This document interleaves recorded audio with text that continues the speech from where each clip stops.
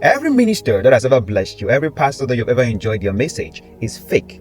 That is according to at least one person out there. And it's quite interesting because somehow we can't find one single pastor, minister of God that everyone can agree, come together and say, okay, this one person is not fake. So it doesn't matter who you meet out there that you're blessed by their message and deep down you believe this person is doing well, you would always find a faction, a group of people that sincerely believes from the depth of their heart that this person is a fake preacher. And I think this is something really dangerous that we need to understand. The problem is in two parts. First, the culture of honoring ministers and pastors has created the concept of perfect men of God, meaning you cannot question them, they cannot be wrong, they are above reproach. Now the problem with that kind of mindset is that it automatically creates its counterpart, which is the people that believe that no one is good enough and so everyone is fake. Because the moment you say this person is untouchable, they are no longer human, they cannot make a mistake, you cannot question them, touch not my anointed.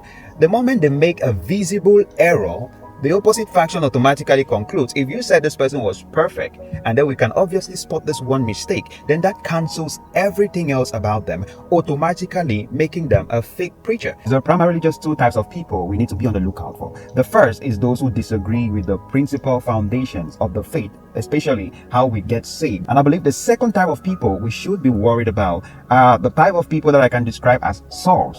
Not the type of people you can describe as David. Now, Saul continued perpetually in his error, in his mistake, while David, though he also made a mistake like Saul, was quick to recognize that mistake, to repent, and to change course. The bigger issue, which is the second problem, is the fact that we have confused one-time mistakes with recurrent habitual perversion and corruption.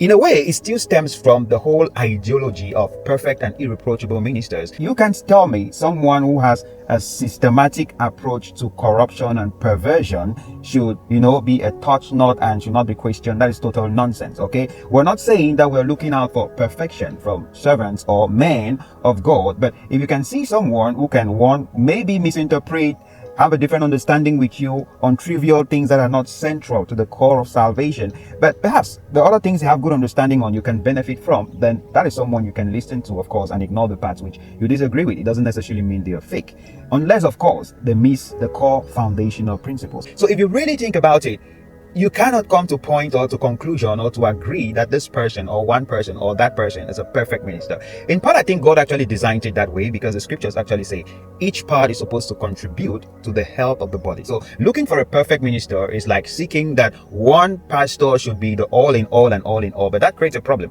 God doesn't want believers settled on one person and then lose sight of Jesus.